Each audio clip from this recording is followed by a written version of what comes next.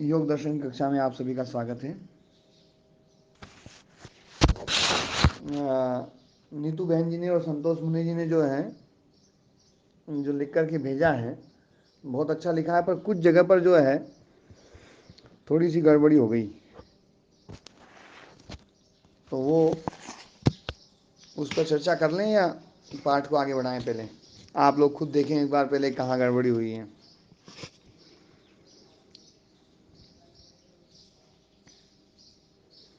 Sir जी आप ही बता देना। नहीं, ये लोग देखेंगे ना, सब लोग। जी अच्छा।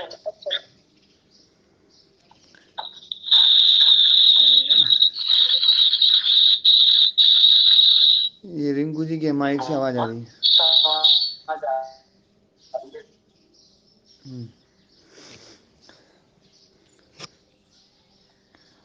आप लोग देखिएगा, मैंने दोनों के पढ़े हैं पूरे, बहुत अच्छे लिखे हैं, पर कुछ जगह पर जो है उसमें संशोधन करना है। कक्षा के बाद पढ़ेंगे भी। जी जी। तो आगे बढ़ते हैं अपन।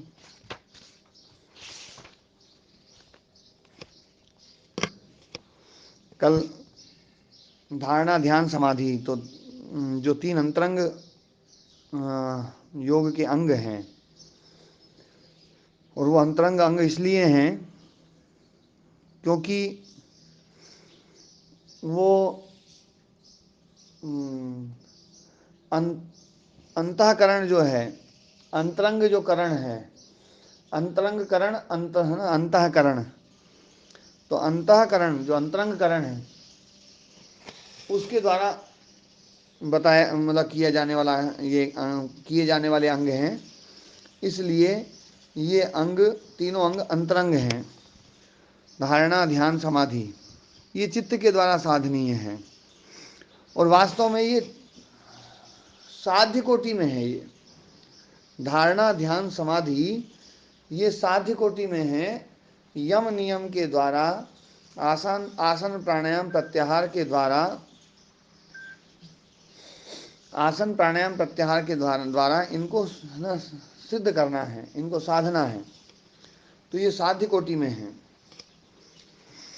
तो समाधि के बारे में चर्चा चल रही थी। तदेव अर्थमात्र निर्भासम स्वरूप शून्यमिव समाधि। वो जो ध्यान है, वो ध्यान ही अर्थमात्र निर्भास हो जाए, केवल ध्येय मात्र निर्भास हो जाए। जो ध्येय मात्र हैं, जो अर्थ मात्र हैं, ध्येय बताए थे 23, तो ध्येय मात्र निर्भास हो जाए, वो स्वरूप शून्यमिव, और ध्याता जो है वो स्वरूप शून्य जैसा हो जाए, वही समाधि है। ध्यानम एवं ध्येयाकार निर्भासम, ध्यान ही जब ध्येयाकार निर्भास हो जाए, प्रत्यात्मकेन स्वरूपेण शून्यमिव,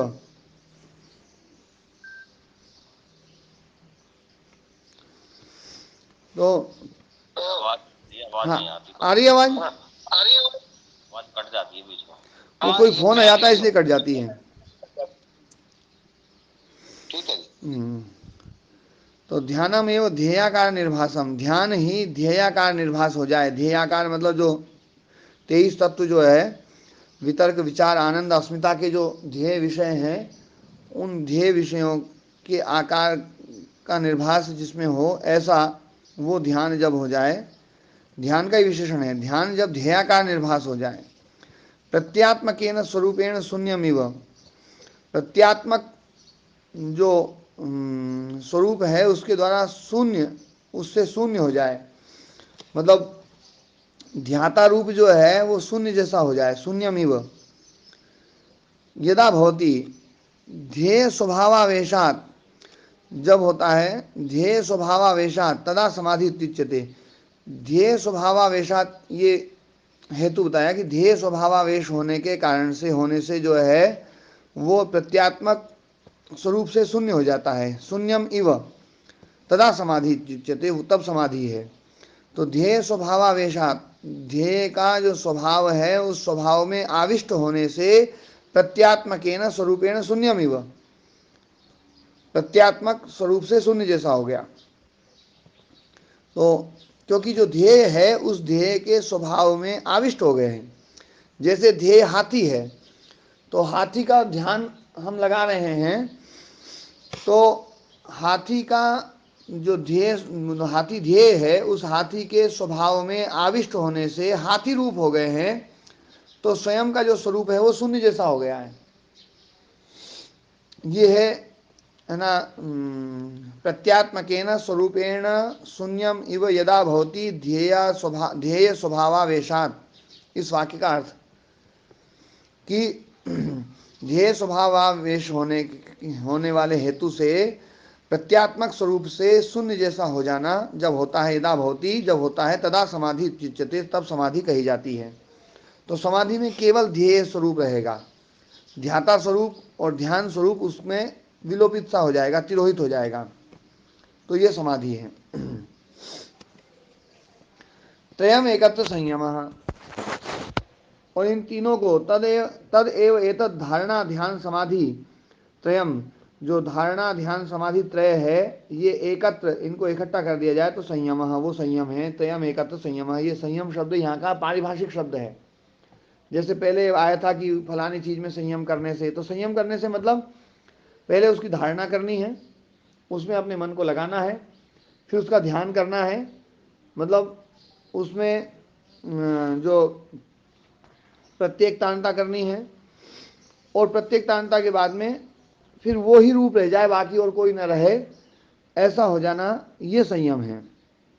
तो एक विषयाणी त्रीणी साधनानि संयम इत्युच्यते, विषय एक है, तीन साधन है, धारणा ध्यान समाधि।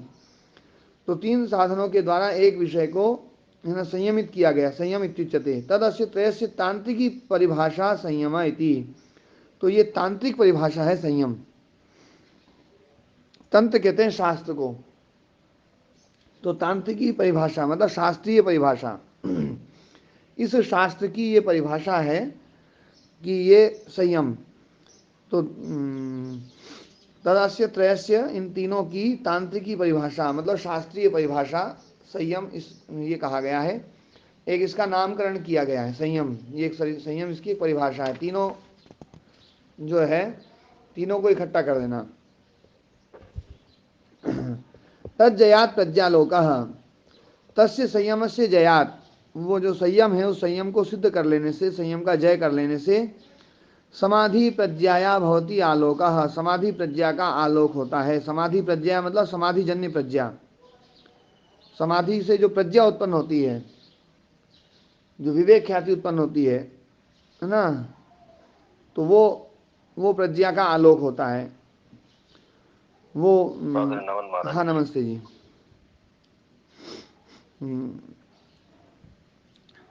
देर से जुड़ते हैं दयाराम जी, काफी विषय अच्छा चला जाता है कई बार, फिर आपको सुबह योग कक्षा होती है, उसके कारण थोड़ा देरी हो जाती है, तो प्रयास तो करता हूँ। तो समाधि प्रज्ञा भवति आलोका, समाधि प्रज्ञा मतलब समाधि जन्य प्रज्ञा, समाधि से प्रज्ञा उत्पन्न होती है। श्रद्धा वीर्य स्मृति समाधि प्रज्ञा पूर्वक इतरेशा, वहाँ पर भी यही क्रम है। और यहाँ पर भी जो है योगांगानुष्ठानात अशुद्धि क्षय ज्ञान दीप्ति अविवेक ख्याति, विवेक ख्याति मतलब जो प्रज्ञा उत्पन्न होती है वो योगांगानुष्ठान से होती है, तो समाधि से भी होती है। तो समाधि जो है, समाधि से विवेक ख्याति उत्पन्न होती है, वो विवेक ख्याति जिसमें ऋतंभरा प्रज्ञा उत्पन्न होती है, उस प्रज्ञा की बात यहाँ पर कही जा रही है। तो उस तीनों के संयम से, धारणा ध्यान समाधि के संयम से, जो तीनों संयम है उस संयम के जय से समाधि प्रज्ञाया, समाधि जन्य प्रज्ञाया भवति आलोका, उसका आलोक होता है, उसका प्रकाश होता है। यथा यथा संयम स्थिर पदो भवति, जैसे जैसे संयम स्थिर पद होता है, यथा यथा संयम स्थिर पदो भवति, जैसे जैसे संयम स्थिर पद होता है, तथा तथा समाधि प्रज्ञा विशारदी भवति, वैसे वैसे समाधि प्रज्ञा विशारद होती है। विशारदी भवति मतलब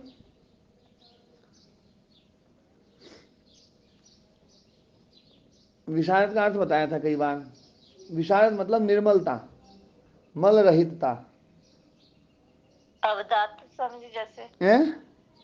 अवदात जैसे होगा ना? हाँ अवदात है ना, निर्मल।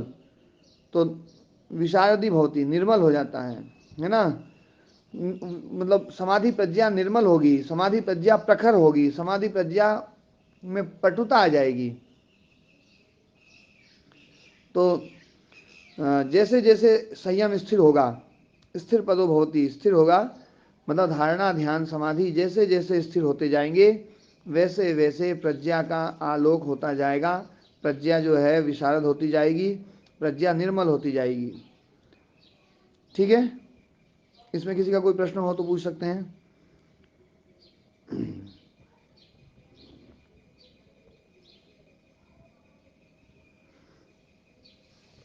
आगे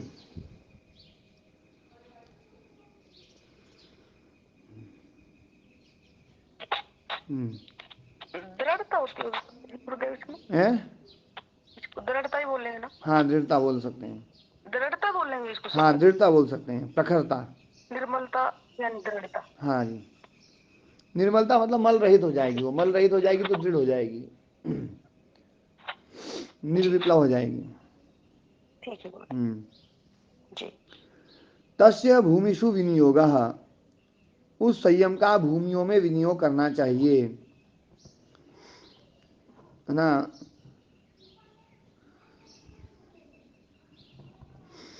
वो जो संयम है धारणा ध्यान समाधि, उसका भूमिषु मतलब भूमियों में, तो है ना जो है भूमियों में इसका विनियोग करना चाहिए।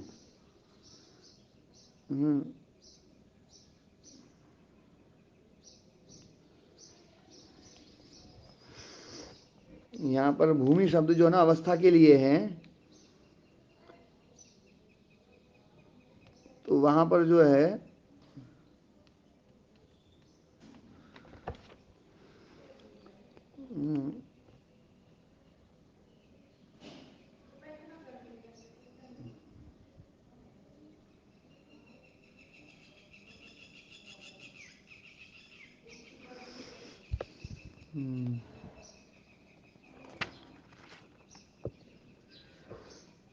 एक मिनट देखना पड़ेगा।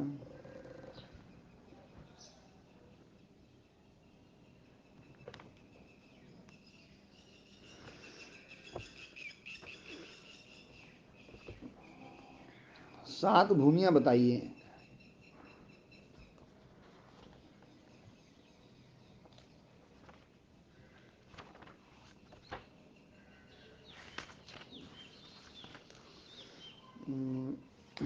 तस्य भूमिषु विनियोगः। स्वामी जी जो 27वें सूत्र में है साधन पारगता से सब प्रकार क्या उसको वो नहीं देखना है, है? वो नहीं।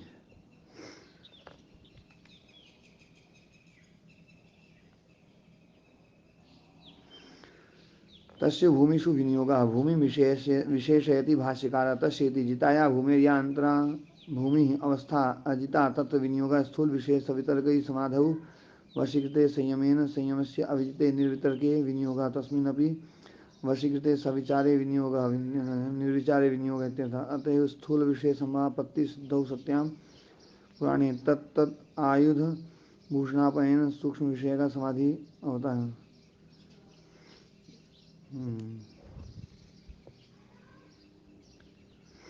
तो ये जो भूमियां बताई ना, वितर्क विचार आनंद अस्मिता, वितर्क विचार आनंद और अस्मिता। एक मिनट, हाँ जी।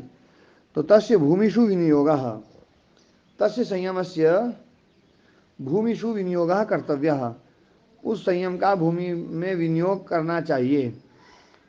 मतलब जो भूमियाँ हैं, तो भूमि मतलब अवस्थाएं, तो भूमि अवस्थाएं जो है ना, क्योंकि धारणा ध्यान समाधि ये संयम है, और संयम का भूमियों में विनियोग का मतलब है कि वितर्क विचार आनंद अस्मिता। तो वितर्क जो है सवितर्क निर्वितर्क निर्वितर्क, सविचार निर्विचार, और आनंद और अस्मिता। तो वितर्क में पंच महाभूत, पंच महाभूत में जब हम विनियोग करते हैं, स्थूल महाभूतों में जब विनियोग करते हैं, तो ये पहली भूमि में विनियोग है। फिर उसके बाद में वही विनियोग, वो जो संयम है वो शब्द रहित हो जाए, केवल अर्थ मात्र निर्भास हो जाए, तो वो जो है निर्वितर्क निर्वितर्क भूमि है वो। इसी प्रकार से फिर विचार, सूक्ष्म भूतों में विनियोग करना। तो सूक्ष्म भूतों में विनियोग करना, तो जहाँ पर धारणा है और धारणा ध्यान समाधि के द्वारा जब हम उन विषयों का चिंतन कर रहे हैं, उस विषय रूप हो रहे हैं, तो उस विषय में यदि शब्द का बोध हो रहा है तो वो सविचार समापत्ति है। और शब्द का भी स्वरूप का बोध, शब्द का बोध नहीं हो रहा है, केवल अर्थ मात्र का बोध हो रहा है, तो वो निर्विचार समापत्ति है, निर्विचार समाधि है। तो ये जो वितर्क और विचार, इनकी दो दो अवस्थाएं हो गई, इसलिए ये चार अवस्थाएं, चार भूमियां हो गई। और चार भूमि के बाद में फिर आनंद और अस्मिता रूप और फिर विवेक ख्याति। ये आनंद क्या गुरुजी? आनंद का मतलब है इंद्रियों का बोध। इंद्रियों में जब हम अपनी धारणा को स्थित करते हैं और इंद्रियों में धारणा को स्थिर करके फिर उसमें ध्यान, उसमें प्रत्येकतांता हो और फिर केवल इंद्रिय बोध ही रहे, बस और कुछ नहीं रहे, केवल इंद्रिय रूप हो जाए चित्त, तो इंद्रियों का जो यथार्थ बोध है वो होने लगता है। यही संयम का विनियोग है, धारणा ध्यान समाधि का इंद्रियों में विनियोग है। तो ये आनंद रूप अवस्था है। और एक अस्मिता रूप अवस्था है। अस्मिता रूप अवस्था में चित्त के द्वारा चित्त का ही बोध, चित्त के द्वारा चित्त की धारणा, और फिर चित्त की धारणा, तो वहाँ पर जो धारणा करने वाला भी चित्त है और ध्याता भी चित्त है और ध्येय भी चित्त है। तो ध्याता और ध्येय दोनों चित्त हैं, तो उसमें ध्याता रूप चित्त जो है ना वो समाप्त हो जाएगा, केवल चित्त का ज्ञान मात्र रहेगा। चित्त जो है ना केवल चित्त रूप रहेगा, वहाँ पर चित्त का पूरा बोध होता है। तो वो है अस्मिता रूप समापत्ति, वो एक भूमि है। ठीक है ना।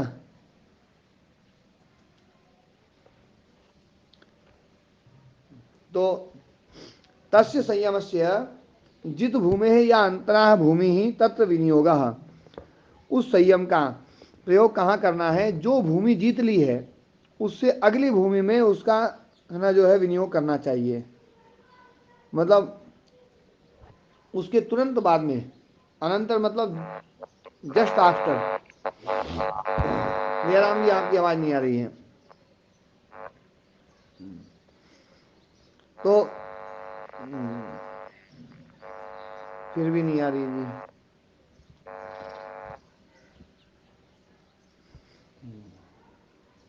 यूं तो पता चल रहा है कि आपने माइक खोल लिया है, और माइक खोलने पर ऐसी आवाज आ रही है ना जो है, आपकी स्पष्ट ध्वनि नहीं आ रही है। ओम महाराज जी। हाँ ओम जी ओम, अब आई बिल्कुल।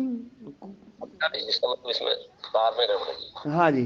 मतलब मैं तो सिर्फ ये पूछना चाह रहा था महाराज जी कि ये जो विनियोग की बात हो रही है, हाँ, यहाँ इसमें जो विभूतियां बताई हैं वो इसकी उपलब्धि तो भिन्न भिन्न है, जबकि भूमियां तो चार ही मानी जाएंगी इस हिसाब से, जैसे आपने बताया वितर्क विचार आनंद आदि।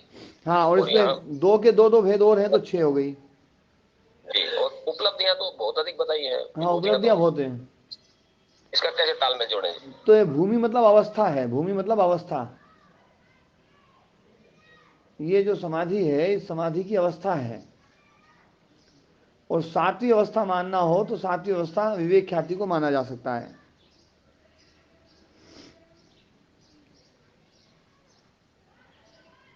ठीक है।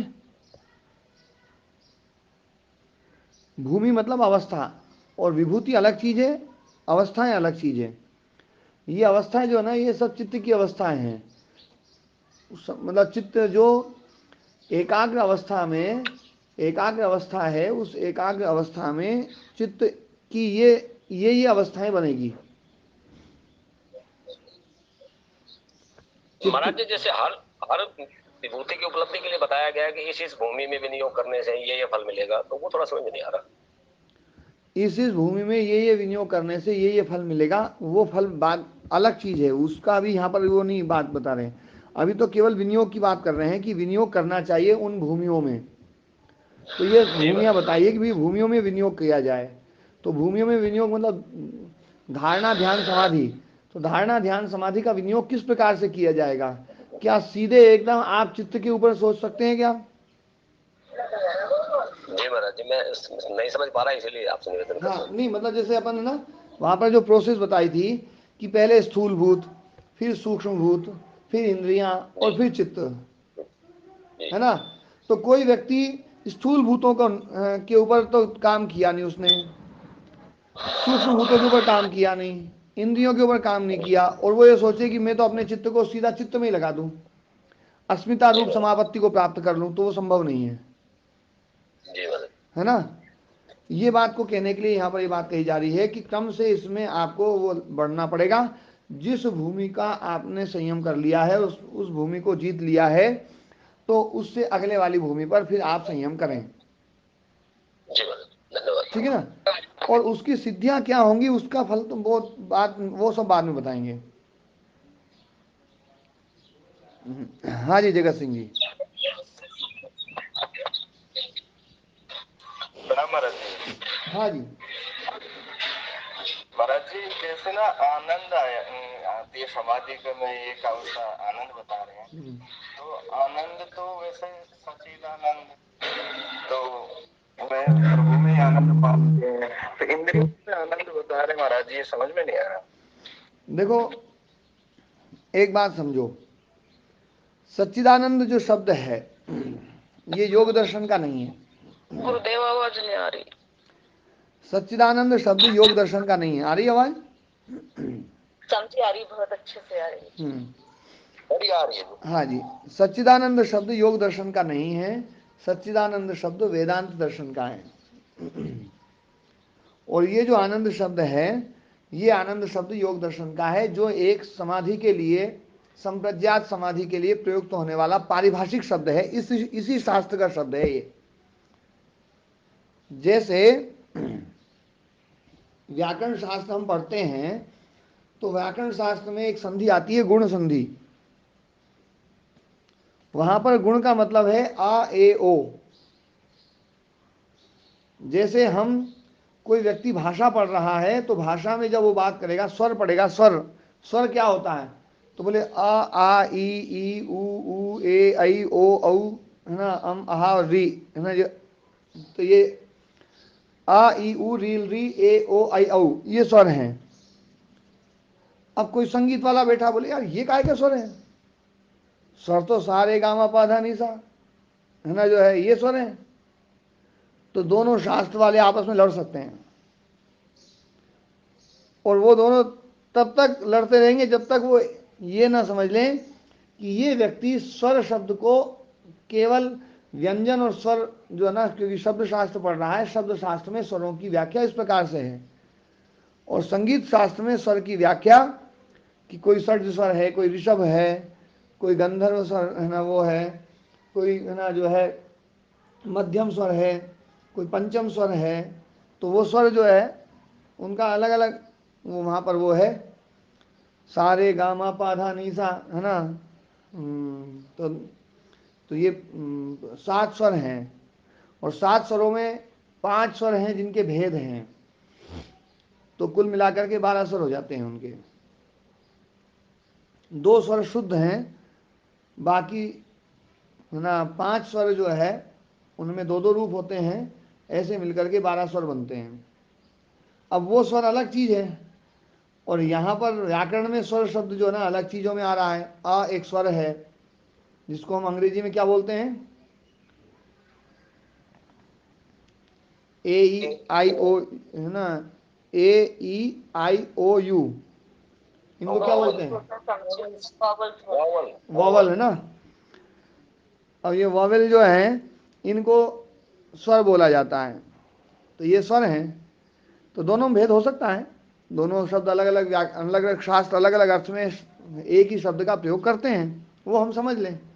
तो यहाँ पर आनंद शब्द एक पारिभाषिक शब्द है, और वो आनंद शब्द संप्रज्ञात समाधि की एक अवस्था के लिए प्रयुक्त होता है।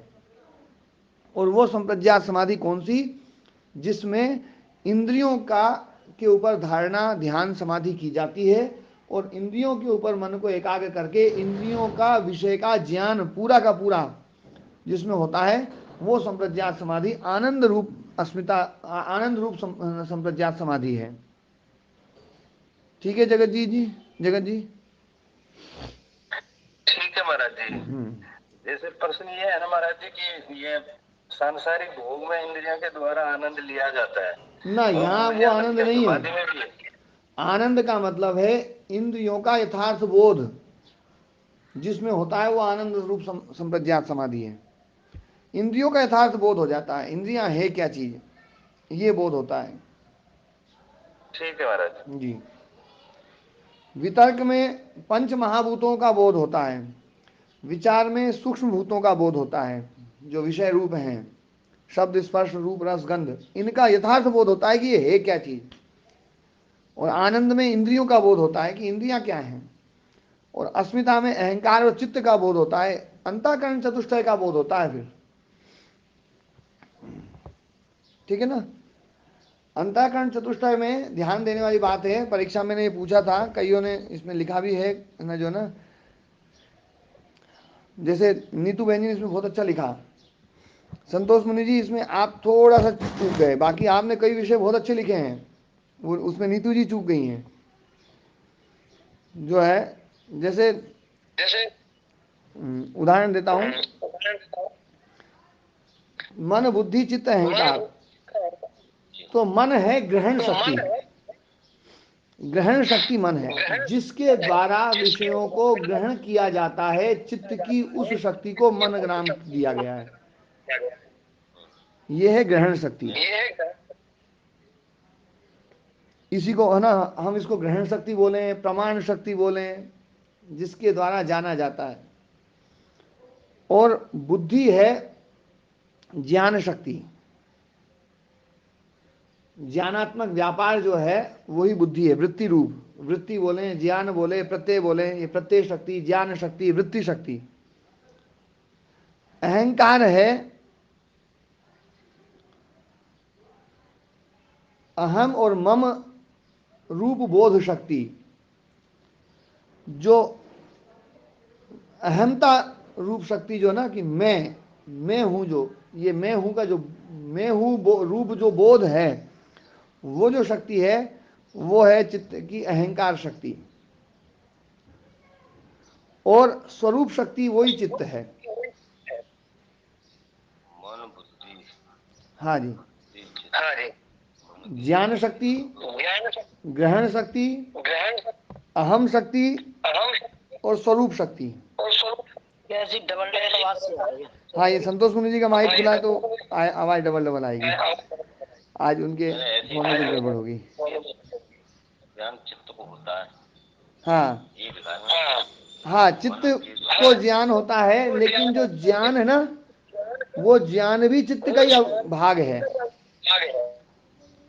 देखो ध्यान देने वाली बात है कि चित्त जो है, जब ये ज्ञान है तो चित्त अलग हो जाएगा क्या, दूसरा ज्ञान आएगा तो चित्त अलग हो जाएगा क्या, तीसरा ज्ञान आ जाएगा तो चित्त अलग हो जाएगा, या चित्त एक ही रहेगा, ज्ञान बदलेगा। मुझे ऐसा था कुछ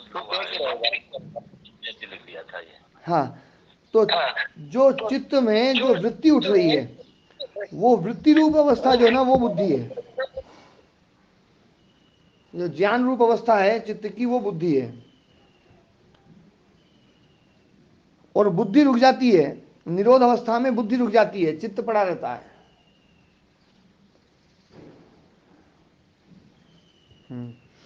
तो ये हाँ, अब अपन आगे बढ़ते हैं। तो तस्य संयमस्य जित भूमे या अनंतरा भूमि तत्व विनियोग, जो वो जो उस संयम का, धारणा ध्यान समाधि का, जित भूमि या अनंतरा भूमि, जो भूमि जीत ली गई है, जिसमें संयम के द्वारा जिसको जीत लिया गया है, उसके अनंतर मतलब उसके बिल्कुल ठीक बाद वाली, जस्ट आफ्टर, अनंतर, अनंतर शब्द जो है ना जस्ट आफ्टर है ना, तो या अनंतरा, अनंतरा मतलब अर्थ होता है व्यवधान रहिता, व्यवधान रहित, अंतर बोलते हैं व्यवधान को, और अनंतर मतलब व्यवधान रहित। तो जो व्यवधान रहित भूमि है तत्र विनियोग, वहां पर विनियोग करें, एक एक स्टेप बाय स्टेप जो ना। तो नहीं अजिताधर भूमि अनंतर भूमि विलंघ्य प्रांत भूमिषु संयमम लभते। नहीं अजिताधर भूमि है ना, जो अधर भूमि मतलब नीचे वाली भूमि, अधर बोलते नीचे, अधर भूमि अजिता जीती नहीं गई है जिस भूमि की, ऐसी भूमि को लांघ करके दूसरी भूमि में संयम नहीं किया जा सकता है। पहले उसके नीचे वाली भूमि को जीतना पड़ेगा। ये बात यहाँ कहना चाह रहे हैं कि अधर भूमि को बिना जीते अनंतर भूमि को लांघ करके प्रांत भूमिषु संयमम न लभते, न संबंध ये लभते के साथ में आएगा कि जो है ना, जो आखिरी भूमि है, प्रांत भूमि मतलब जो आखिरी भूमि है, उस भूमि में संयम नहीं किया जा सकता जब तक नीचे वाली भूमियों को नहीं जीता जाएगा। हाँ, मतलब अनंतर भूमि विलंघ्य, जो जैसे हम सबसे नीचे वाली भूमि में हैं, अब उसके बाद में जो भूमि है वो अनंतर भूमि है, उस अनंतर भूमि को लांघ लें, लांघ करके और अंतिम वाली भूमि में चले जाएं, तो वो संभव नहीं है। तद अभावाच कुतः तस्य प्रज्ञालोका, और उसके अभाव से, प्रांत भूमि जय के अभाव से प्रज्ञालोक संभव नहीं है। जब तक प्रांत भूमि जो है नहीं आएगी तब तक प्रज्ञालोक संभव नहीं है। ईश्वर प्रसादात, ईश्वर के प्रसाद से मतलब ईश्वर के प्रणिधान से, जितोत्तर भूमिकस्य च न अधर भूमिषु पर चित्त ज्ञानादिषु संयमो युक्तः, जो भूमि जीत ली गई है, जिसकी उत्तर भूमियां जीत ली गई है, आगे वाली भूमि जीत ली गई है, ऐसी नीचे वाली भूमियों में, जो नीचे वाली भूमि है परचित्त ज्ञानादिषु, परचित्त ज्ञानादि में संयम जो है वो युक्त नहीं है। क्यों? क्योंकि अपन आगे बढ़ गए हैं। देखो यदि बिल्कुल नीचे हैं तो उससे ऊपर वाली भूमि में संयम करना चाहिए, उसमें है ना, उन सबको छोड़ करके अंतिम में नहीं कर सकते। और यदि ईश्वर प्रणिधान के द्वारा हम आगे आगे बढ़ते बढ़ते बढ़ते हम आगे बढ़ गए हैं, उसके बाद में फिर पीछे वाली भूमियों में विनियोग नहीं करना चाहिए। ये बात यहाँ पर कहना चाह रहे हैं, है ना। अकस्मात तदर्थस्य अन्यता एवं अगतत्वात्, है ना, क्योंकि उसका तो अन्यता एवं अवगतत्वात्, तो अन्य साधन से पहले ही हमने पा लिया है उसको। तो जिस भूमि का विनियोग करके हमने उसको जीत लिया है, उसमें दोबारा विनियोग करने की आवश्यकता नहीं है।